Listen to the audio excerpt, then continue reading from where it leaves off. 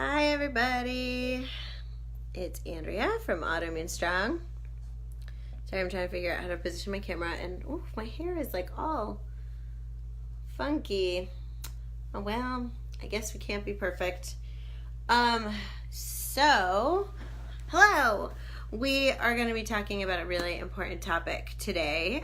So I want to jump right in. I have been getting so many messages over the last couple of months about feeling scared to begin exercise again.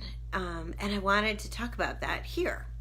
So, what I've been hearing from a lot of people, closing the door. What I'm hearing from a lot of people is that in the past, they have done exercise. They've, done their favorite exercise, or maybe they've even done something that they consider to be simple, like walking. And that's been really hard and scary for them. Sorry, let me back up because I was thinking about something else. First, I start every Facebook Live like this, and I forgot to do it, so I wanted to include it right now, which is that I do better on Facebook Lives when you guys ask me questions. You tell me that you're here, you tell me that you're listening, because I've said this before and I'll say it again, like, this Facebook Live thing is weird. I'm talking to a camera. I don't know if you're even here or caring or listening. So if you're here, please say hi, introduce yourself. I know a lot of Autoimmune Strong members attend these. If you're a member, let me know. And as we go along in this topic, because this topic can get kind of personal. So as we go along in this topic, I want to hear from you. Have you experienced what I'm talking about? And tell me your story so that we can share it with the group, or I can give you some advice. That's what I'm here for in this Q&A session today. So let me start the topic again, which is how to exercise how to begin exercising when you have been sidelined by exercise in the past. Hi, Anna. Wow, you're listening from Sweden. You are a far way away from where I am in Massachusetts, but it's so cool that we can talk to each other this way. I love it. So the emails I've been getting and the messages on Facebook, and I've been getting a lot on this topic, which is that people have had a lot of experience saying I should go and exercise. And so they go and they do something. And as I was saying, something as simple as going for a walk, or it can be, that they were putting themselves through a half marathon training program or something like that. It can be widespread, or maybe they're going to CrossFit classes, or maybe they are, hiking for entire weekends, or whatever it is. They've done these, they've pushed themselves to do this kind of exercise, and then they've hit a wall, they've bunked. We've talked about the bunk before, and they've had an exercise-induced symptom flare-up. And sometimes those flare-ups can pass in a day or two. For other people, they can last for a long time. Has this happened to you guys? Have you exercised and then hit that bunk and had a flare-up that's lasted for a really long time? I was talking to a woman yesterday whose flare-up lasted 6 months because of a simple exercise program that she had done. That's a long time to be living in a flare, and if you've experienced that, then I really feel for you, because I've been there. I don't know that I ever had a 6-month flare, but I've had flares for lengthy periods of time, and I can tell you firsthand that it is it's not fun. It's not just miserable from a physical perspective, but it really takes a mental toll on you. It really plays with your mind about whether or not you're capable, whether or not you can live the life that you want to live, and that flare comes with so much sadness. Have you guys experienced that? These flares that last for a long period of time and make you feel like you're never gonna get out of this, things are never gonna change, that helpless feeling, and that frustration, that anger, There's so many complicated feelings that go along with these long flare-ups. Anger at yourself, anger at your body, feeling like you are disappointing your friends or your family members because you keep having to say no to things. Hi, Tanya. I'm glad you're here. I'm sorry that you're in this flare that I'm talking about. I'm sorry that you're in it now. But hopefully this conversation will help you figure out how to get out of it. That's where we're headed, is I want you to figure out how to get out of it. But first, before you can get out of it, I want to talk about one of the most important things, which is that we need to accept our body's limitations, right? And if we're in a flare, then we need to treat our body kindly while we're recovering, because recovery is so important. I talked about this on a post just a couple days ago. There's a difference between recovery and rebuilding. And you can't recover. I'm sorry. Back up. Try again. You can't rebuild until you recover. Now, that rebuilding and recovery stage can go hand in hand in a gentle way in the very beginning. And I'll break that out. But the first thing you have to do when you are in the middle of a flare is that you have to take the time, the mental energy to recover. Hi, Robin. I'm glad you're here. You had a flare that lasted from December through April, and you had to take leave from work. Ooh, that's a doozy for sure. Your story is so common. I hear this from so many people that these flares can last for a really, really long time. So,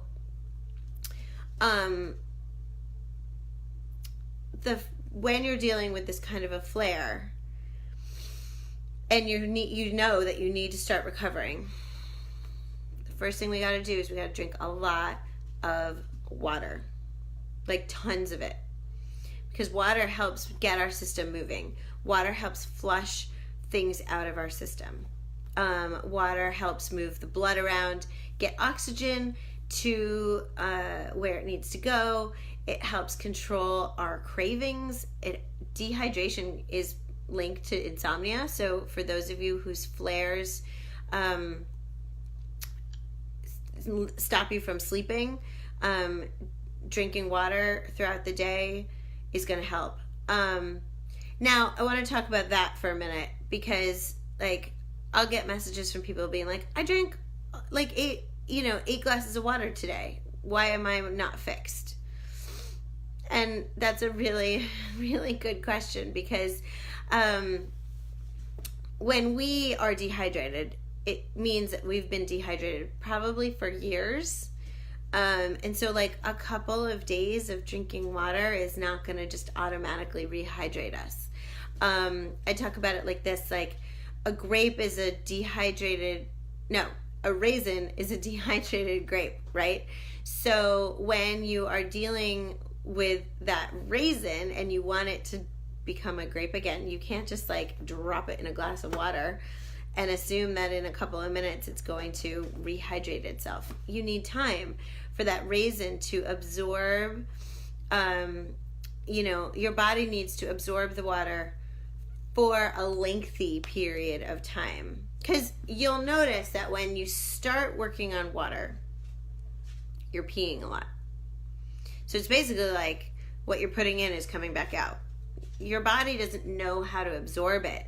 Your body loses the capacity, the ability to absorb it when it becomes dehydrated, because it's been dehydrated for so long that it doesn't remember what to do to be able to absorb the water. So we need to wake it up. And often when people go back into water, they'll say I need to go, I need to start with drinking 8 ounces or 8 glasses a day. Let's use that as an example.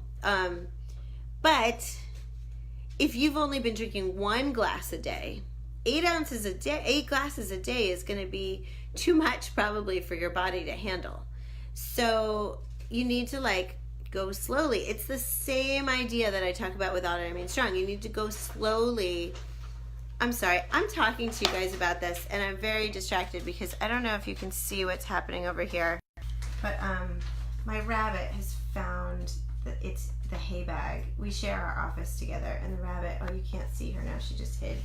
But she like has climbed up on things and found her food.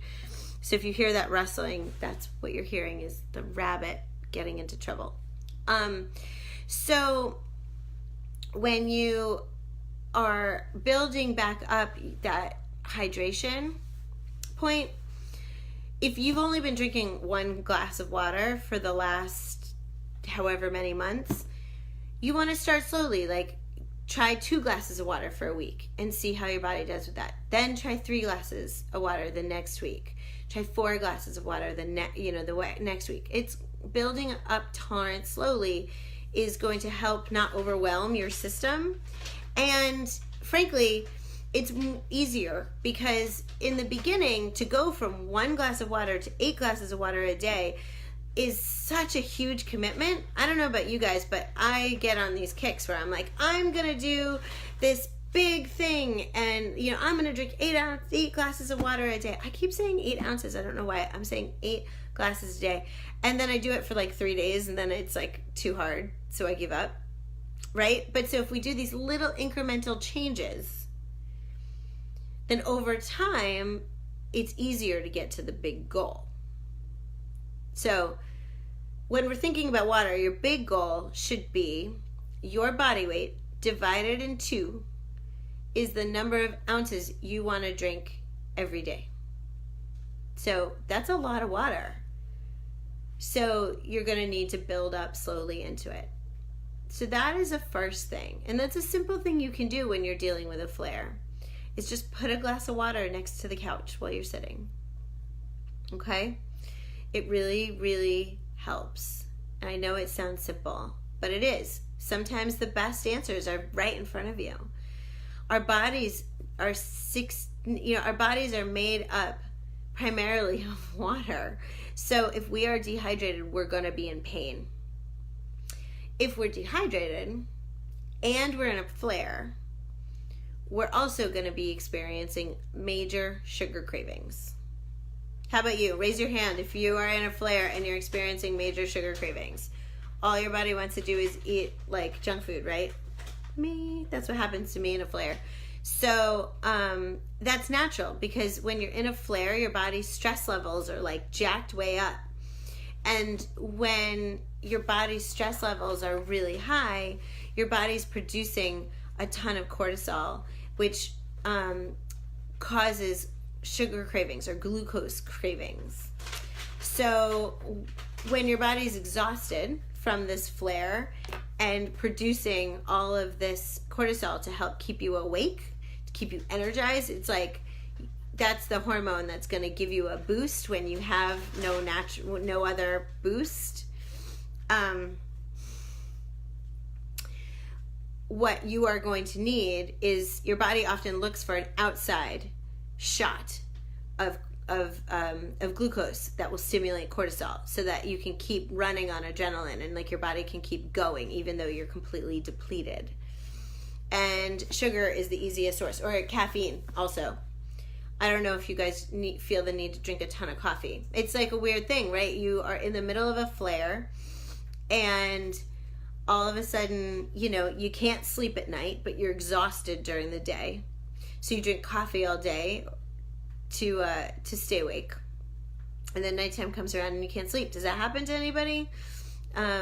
So that in itself is like, it illustrates that like your cortisol and your stress is just out of whack. So I would love to tell you that you need to be careful about your sugar intake when you're in the middle of a flare, but that's easier said than done. Yes, Diane is saying sugar cravings always during a bad time, which makes it worse, which is exactly what happens, is that you crave the sugar And then you have the sugar, and then the sugar creates inflammation, which makes you feel more pain in the long run. So it's a short-term fix with long-term impacts, negative impacts. So, well, my first instinct is to tell you, just try and avoid the sugar. I can tell you from firsthand personal experience that when I'm in a flare, avoiding the sugar is like not an option, because I just have nothing else to get me through my day. And if you're anything like me, like, just because I'm having a flare doesn't mean I can stop working or I can stop taking care of my kids. You know, like, life goes on even though I'm in the middle of a flare. So that makes it even harder, because I have to still do my daily activities and I'm exhausted, which makes me just want the sugar more. So this is something I've been working on a lot personally, and I'm going to encourage you guys to do it too, which is that when you're feeling low and you're feeling depleted, before, if you can catch this before a flare, you're even better. Like, my goal has been to prevent flares for myself, right? I know that flares come when I'm overworked, overstressed, taking on too many commitments. I say yes to too many things. I want to please too many people. That's when my flares come on. When I feel like I'm doing too much and I'm burning the candle at both ends. And it doesn't necessarily mean that it looks like I'm busy all the time, but like, I have trouble sleeping because my brain is going. I'm thinking, I'm obsessing about whatever thing is happening in my personal life, or in my work life, or in my kids' life, or whatever I'm worried about. And that's when the flares tend to come on, right? So the first step before the flare, before the sugar cravings, is to try and control that stress. I know I've talked about that like every single Facebook Live I do, but it's really, really important. Look at the things that are causing you stress and figure out what can you edit out. Because life is full of choices. That's how our day is put together. We are strung together by a series of choices. Today, I have a really busy day today, and I made time for my exercise. And when someone asked me, I posted it on Instagram, and someone asked me, like, well, what does it mean that you made time? Like, how did you make time? Well, there are only a certain amount of hours in a day. So I made time by saying yes to exercise and saying no to something else. Unfortunately, these choices aren't easy. You have to make hard choices. So I chose not to have breakfast with my family and to go to the gym instead. I know I'm going to have dinner with them tonight, so that's a choice I'm making. It may not be the choice you want to make, but maybe there's a different choice. Maybe there's another period of time, that you're willing to trade for your exercise or for your quiet time. Or maybe you just need time to like sit on the couch and watch a Netflix show. Those are choices you have to make. You have to figure out what the priority is, right? Like, I talk about often like 3 priorities. I usually can only have like 3 main priorities in a day. And that's with like personal, professional, everything. Like, I can only get a certain amount of things done in a day. And so I have to decide, if I get only 3 things done today, like, what are my 3 things? How do I prioritize that? And then if I have extra time, then I can fit all this other stuff in. But what are the 3 things I'm going to get done today? I usually include, like, what's my top work priority today? What am I going to accomplish by the end of the day, right? When am I going to spend time with my family in that day? And when I spend time with my family, how am I going to spend that time? Am I going to spend that time, prepping dinner, prepping food for the week? Am I going to spend that time sitting down and playing games with my kids? Am I going to spend that time with my husband, after the kids go to bed? I don't have a full day, so I can't fit everything in. So every day you have to make choices.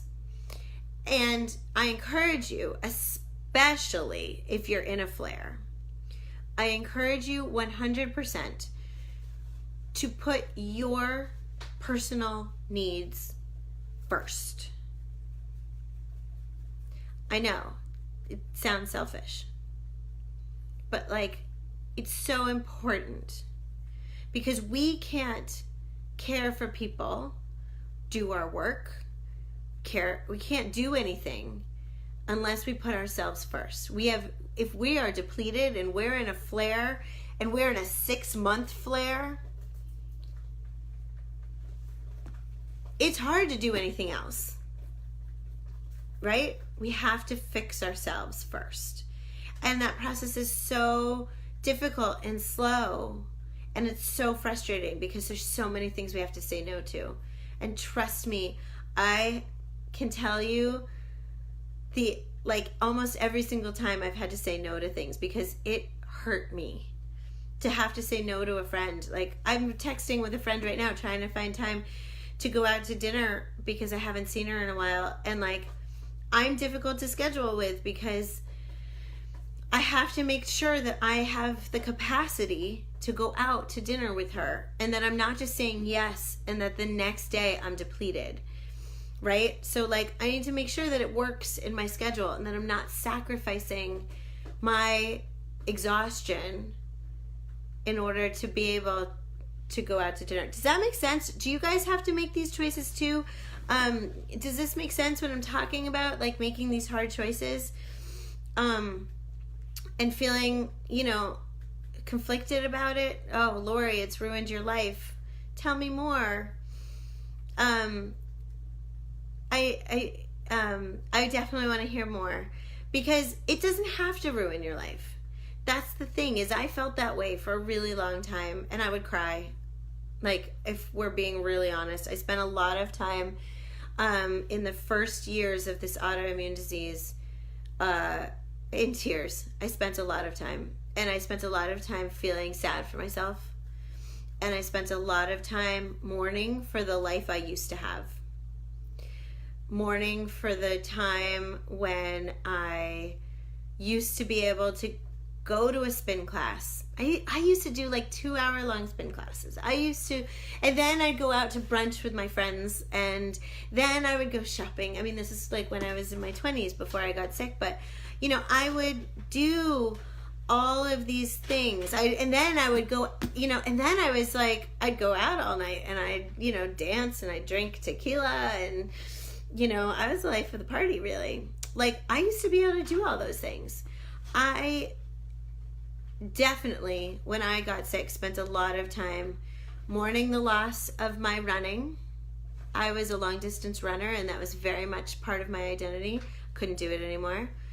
Mourning the loss of time with my friends. I felt like I was losing my friends because I wasn't able to say yes to them.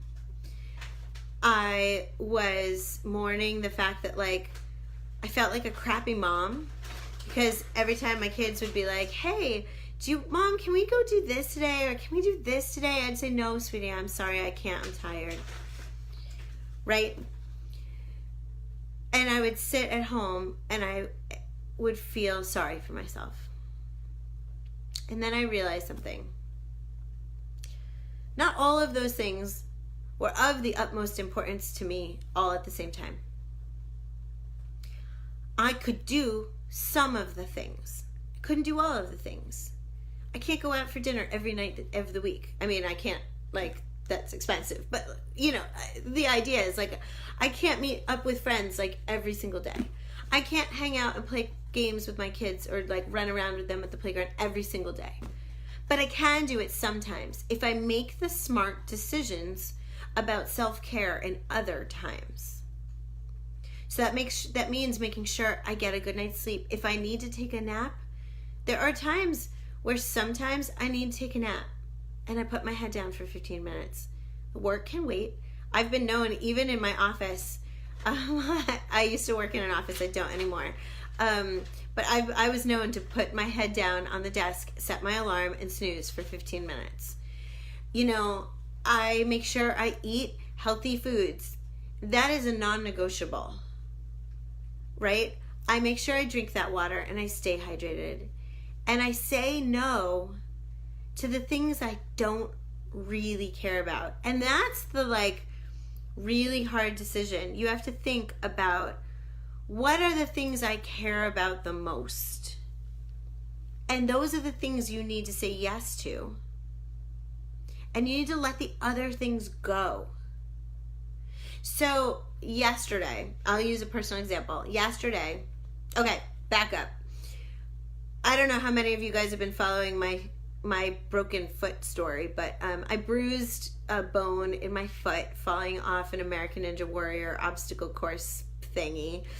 And that was in December, and I have been setback for months, right? Again, very easy to like fall into the like, wow, I'm finally in a place of like where I'm feeling great, and now I've got this injury. But I can't say I always, but I tried really hard not to have that perspective, and instead I gave myself the right time to heal. And I finally felt better yesterday, or the last week or two. I was like, I think I'm in a place where I can ski. Now skiing, I was a competitive skier growing up. Skiing, I learned how to ski when I was 3. My parents and family grew up skiing. My grandparents grew up skiing. It's like a very major part of who I am.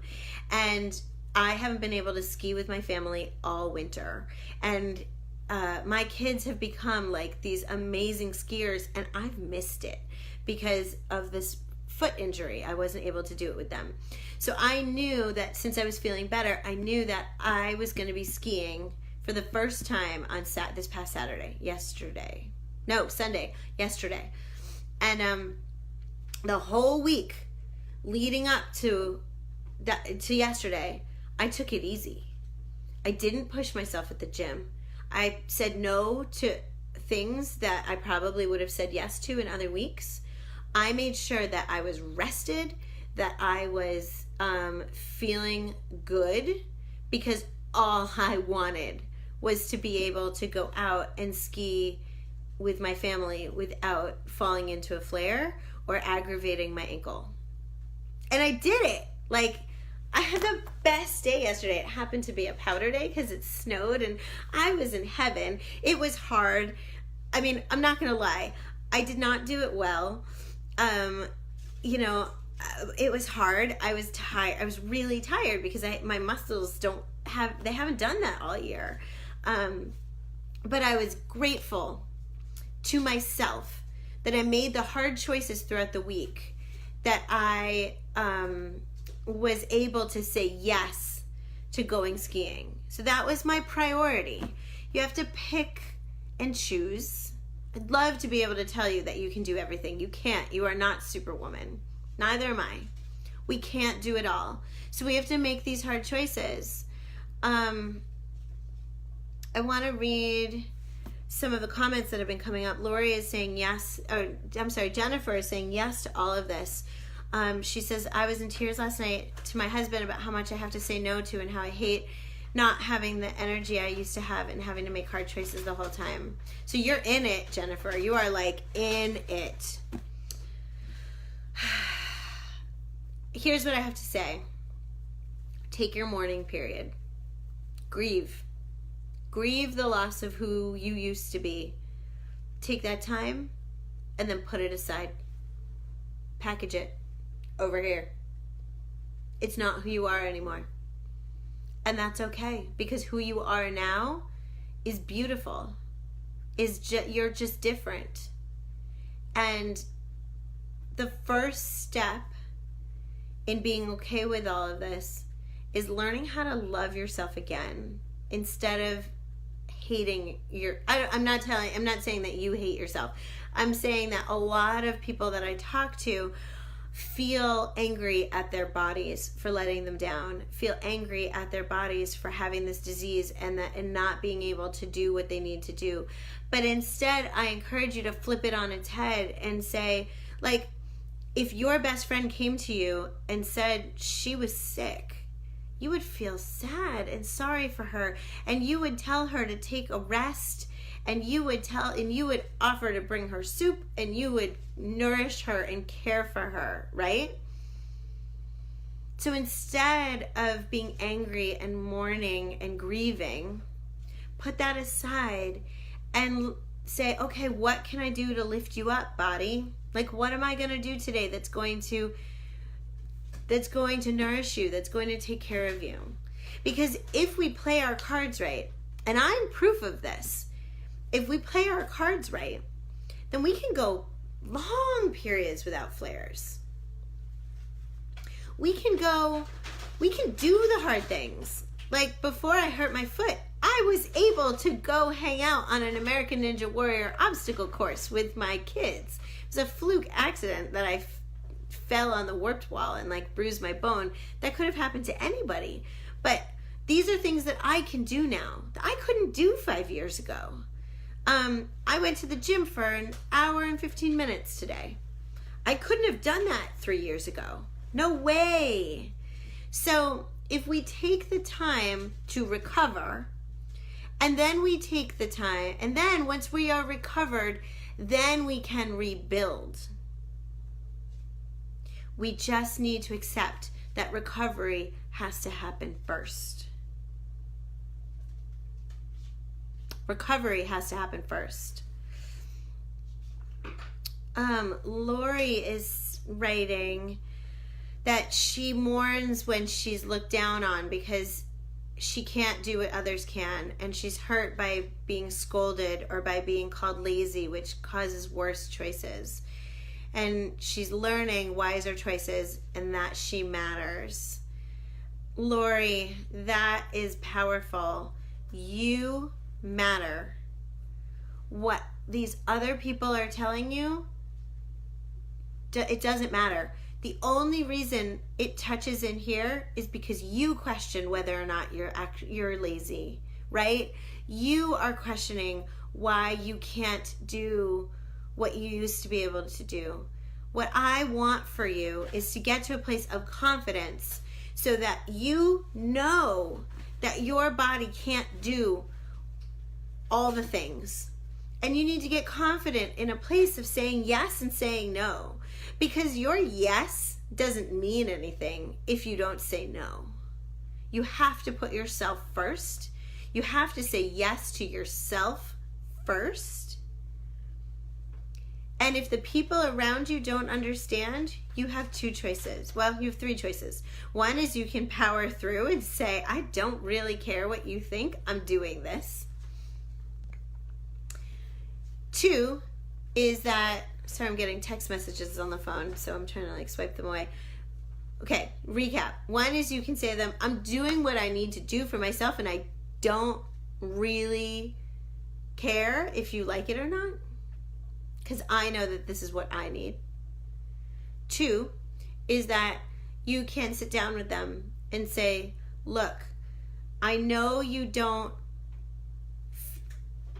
think that I'm saying that I can't do things and that you think I'm lazy, but I want to explain to you why.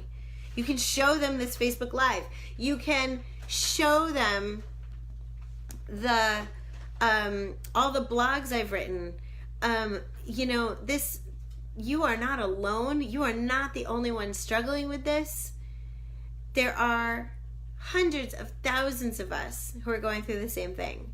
So there's data and science behind it too. And if you need information to show your family members, email me and I'll help you. I'll help provide it.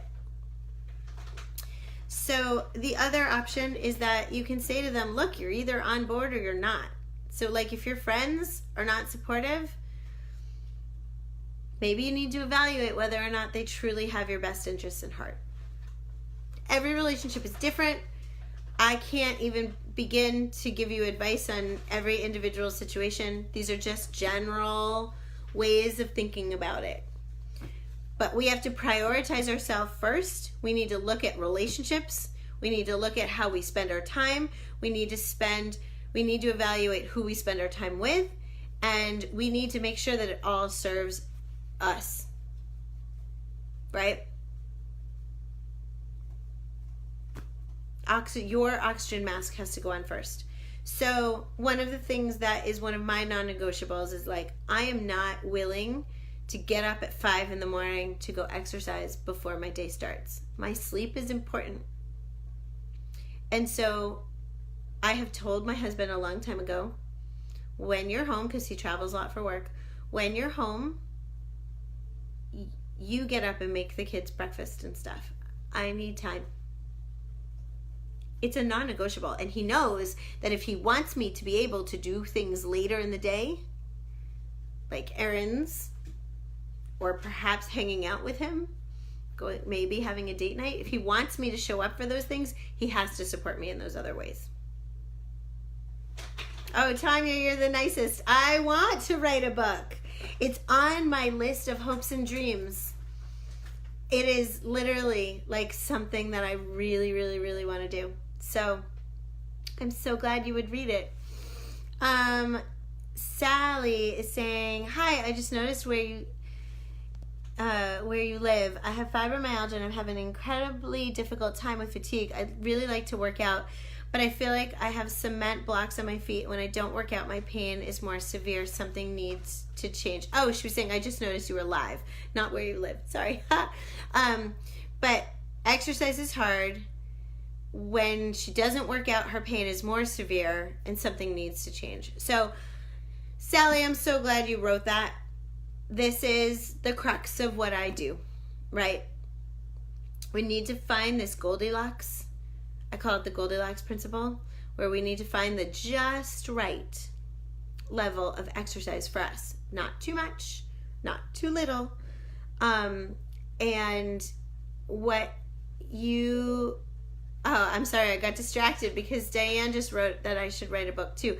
I want to write a book, so I'm glad you guys are giving me the encouragement to do that. So, back to you, Sally. Let's talk about exercise. Let's talk about the purpose of exercise, right? The purpose of exercise is to help your body remember how to move in healthy ways. So you don't need to be in the gym for an hour and a half in order to have a good exercise experience. It doesn't need to be that way. So Autoimmune Strong is where you need to be. It's an online exercise program that is designed for people like us. It is designed by me when I was in the thick of it, when I was in mourning and when I was in grief. And finally one day I was like, you know what? Screw this. I can't exercise the way I used to. I'm going to find another way. And so I did. And it worked.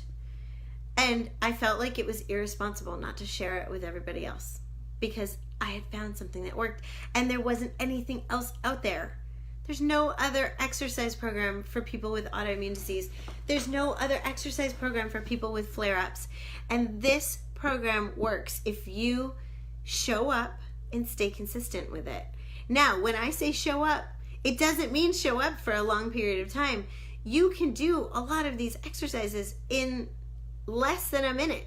For those of you who are members, abdominal brace right now, while you're sitting here talking to me, hold it until I'm done with this sentence. Now let it go. There's your exercise for the day. If you want, do it again while I say something else and then release it. Like, exercise doesn't have to be big, but when we do these abdominal bracing techniques that are simple and we can do them from anywhere, then your core is getting stronger. I'm doing it right now as I'm talking to you. You can stand on one leg for 10 seconds, then stand on the other leg for 10 seconds. That's strength building. You don't have to make a huge, big commitment. You don't have to be on the elliptical in order to get strong. You can start with just a few minutes every day. No, Sally, I know you have this mentality that makes you think it has to be at least 30 minutes of exercise for it to be worth it. It doesn't, because your option is either 30 minutes. Let me say this in a different way. You're giving yourself the option of, well, it has to be 30 minutes, but I can't really do 30 minutes, so I guess I'm not going to do anything at all. It doesn't work that way. Something is better than nothing, right? So start small. Get a win. Feel good in your body. And then you can rebuild. It doesn't have to be this black and white thing. I don't. Okay, so Robin's asking if I have an app. I do not have an app. I wish I did, but apps are very expensive. And for those of you who know Autoimmune Strong, it's a bootstrapped company run by me, myself, and I. No employees. And, you know, so I don't have a lot of money to throw at an app. I wish I did. But so it's not an app, but what it is a program that you can find online. So you go to www.getautoimmunestrong.com, and from there, there's a little, on the top right, there's a little join button in blue. Click that. If you go there, it gives you a couple of membership options where you can join on a monthly subscription, or you can join for the year. The year is cheaper.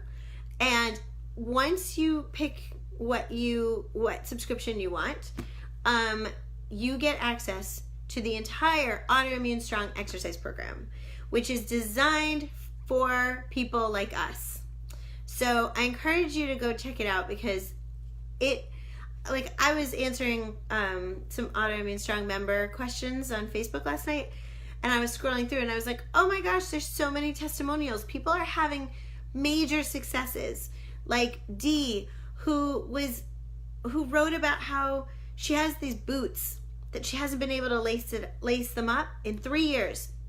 Now she can lace them up. Like, she can bend over. She has the strength to lace them up because they're high boots. They take a lot of work and effort. She can do that now. I mean, these are moments that we need to celebrate. We don't need to be running half marathons. We need to be able to go, live our life. Do the things we want to do. So that's my goal for you, because I have achieved it for me. And I want that for you. So I'm here to coach you through it every step of the way. So I hope you check it out. There's also a free workshop that you can join with lots of information about exercise intolerance and how to exercise with autoimmune disease. Sandra, we need to talk because I totally can help you. Sandra is saying she has fibromyalgia and weighs over 300 pounds, and she works full time and is very sore after work. I'm sure a lot of us watching can relate to that. Okay, so I wasn't going to make this big announcement today. I was going to make it next week, but I'll make it today just because it came up.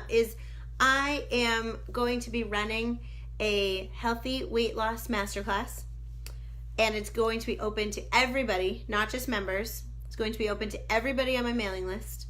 So go to the website, get on my mailing list. That way you'll get all the details about this masterclass. And I'm not going to be talking about counting calories. I'm not going to be talking about exercising to depletion.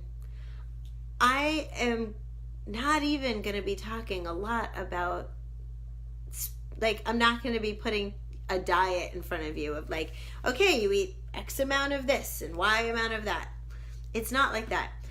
I'm going to be talking to you guys about the things we need to know before we start looking at food and exercise in order to manage our weight, because I have struggled with my own weight for years, and I've learned two things.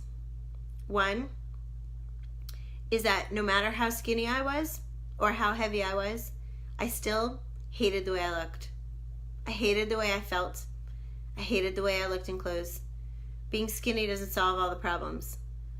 I'm now 30 pounds heavier than I was 4 years ago, but I love myself now. And so I love the way I look. I don't care, because I feel good in my skin. I'm not uncomfortable. So we're going to talk about body image and how to love ourselves. We're also going to talk about stress management and how it relates. So we've talked a lot about that on this Facebook Live.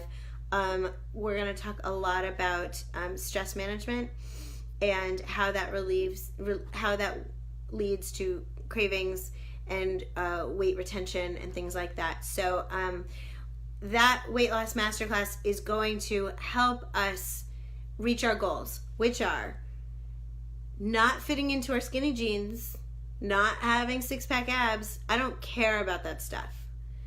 What I care about is that you're able to walk around the world comfortably in your body, that your joints don't hurt, that you get to say yes to the things that you want to say yes to in your life, and that we control our autoimmune disease flare-ups, things like that. That's what I care about. I care about providing nutrition for our souls.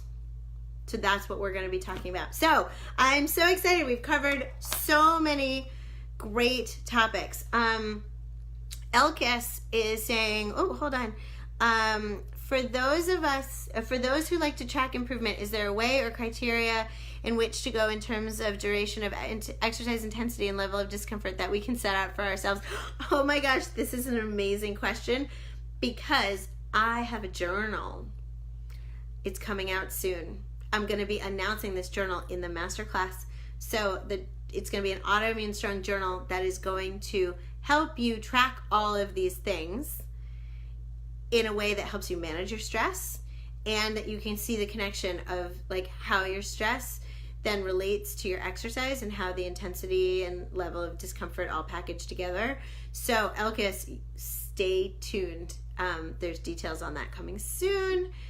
It's all happening like within the next 3 weeks. So watch my page, watch these Facebook Lives. I'm going to be announcing more about it. As I said, I wasn't really planning on announcing it all today, but your comments made me really excited, and I didn't want to withhold any information from you, because the whole thing we're doing here is honesty and authenticity and openness. So I wanted to be 100% transparent with you all. That's what I'm all about. I'm so glad you were here to chat with me today.